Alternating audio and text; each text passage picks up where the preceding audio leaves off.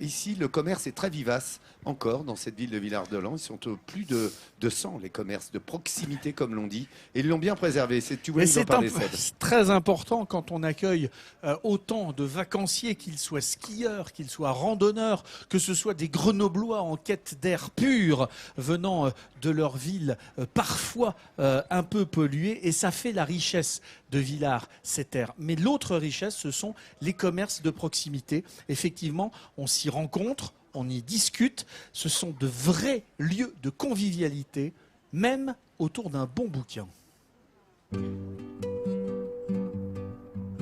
Au pied des montagnes, Villard-de-Lans, c'est une station de ski pas tout à fait comme les autres. Ici, les commerces font vivre le village toute l'année. Les restaurants, les boutiques, se comptant par dizaines, elles mettent le centre-ville en effervescence quelle que soit la saison. Des commerces de proximité auxquels les habitants sont très attachés.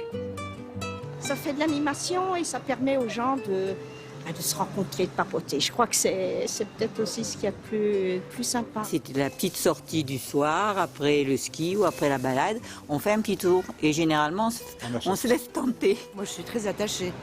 Je vais très peu maintenant dans les grandes surfaces et je préfère privilégier, faire travailler les petits commerçants. Et certains commerces sont devenus de véritables institutions, comme cette discrète librairie au cœur du village.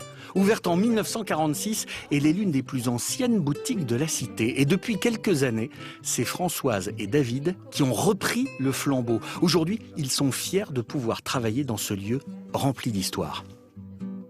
On est ici dans une librairie qui a plus de 67 ans et qui est plus vieille que nous. Et ça, c'est fort. Le lieu, elle a toujours été là, cette librairie. Le lieu est là, il s'est transformé, il s'est développé, on l'a aménagé, on l'a amélioré. Voilà.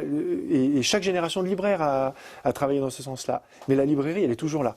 C'est comme si, dans un monde qui bouge, la librairie, elle est immuable. Cette échoppe, c'est bien plus qu'une simple librairie. C'est aussi un lieu d'échange et de rencontre entre les habitants. Françoise et David n'hésitent pas d'ailleurs à partager leur café matinal avec eux. Ce qui est important, c'est l'accueil en fait. Les gens, ils aiment être accueillis. Puis nous aussi en fait. On fait ce métier parce qu'on aime discuter, on aime échanger, on aime rencontrer les gens. Avec un tel accueil, pas étonnant que la librairie ne désemplisse pas. Et au fil des années, Françoise et David ont créé un véritable lien avec les habitants du village. C'est assez sympathique. Il y a les conseils. Tout ça, on ne l'a pas quand on achète en grande surface ou ailleurs. C'est plutôt effectivement un espèce de petit cocon. Il y a un lien qui se crée évidemment, qui se défait quand le libraire s'en va et qui se renoue petit à petit quand un nouveau libraire arrive. Bonjour, c'est bien. Ça va, David? Tu vas bien? En parlant de l'ancien propriétaire, voici Gérard. Après avoir travaillé ici pendant plus de 30 ans, il a vendu son affaire au couple. Et pour cela, il n'a pas eu à démarcher. À la montagne, pour vendre une librairie, il suffit d'en parler autour de soi, tout simplement. Je disais souvent aux gens, comme ça, vous voulez pas acheter une librairie? Et c'est ainsi que j'ai vendu ma librairie à David. Et David, il avait l'air, il tenait beaucoup d'ailleurs à première vue. Il la voulait bien. Bah oui. Bah oui, puis nous on avait entendu ça par hasard. On était en fait dans la librairie, on entend que tu parles de ça à quelqu'un. On se dit, ah tiens, on se regarde avec Françoise, on se dit, ah oui, tiens, ouais, pourquoi pas, c'est intéressant. Ouais. Et puis voilà, du coup après, on en a parlé. J'ai pas eu besoin de passer par une agence, en fait l'agence a été moi. De temps en temps, Gérard revient flâner ici dans son ancienne boutique. Et c'est toujours avec la même émotion qu'il retrouve ce lieu si familier auquel il tient encore. Retrouver cet intérieur qui n'a quasiment pas changé, ça fait plaisir de le voir, quoi.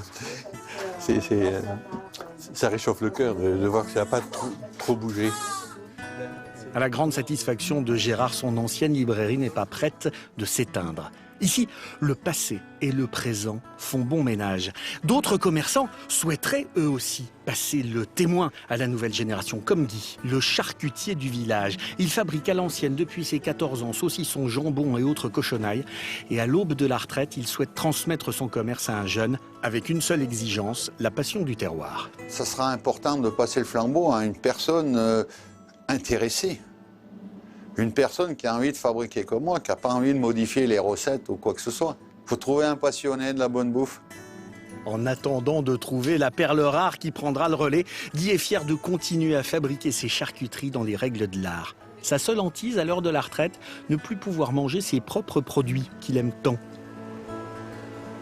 Je suis fier et je ne pourrais pas travailler autrement. Moi, s'il fallait que je change ma méthode de fabrication, j'arrête la charcuterie. Quand on va prendre notre retraite, si on arrive à vendre le magasin et qu'on prenne notre retraite, je vais avoir du mal. Moi qui mange de la charcuterie tous les jours, je ne sais pas comment je vais faire. Parce qu'en Picardie, des artisans comme ça, il n'y en a pas. Hein. Peut-être que des saucissons comme les siens, Guy aura du mal à en trouver ailleurs. Mais une seule chose est sûre, à Villars, la passion et l'amour des habitants pour leurs commerçants a pour longtemps encore de beaux jours devant elle. Regardez cette belle montagne. Salut les amis, comment ça va? On est bien là-haut? Ça gaze? Vous êtes aux premières loges, hein? Ah, c'est ça, c'est la famille, on est sur la place du village. Et voilà, ça vit comme il faut, quoi. Jean-Seb. Juste pour dire que je vais me prendre pour Pierre Bonte en 2 secondes, que je salue et qu'on embrasse tous dans l'équipe.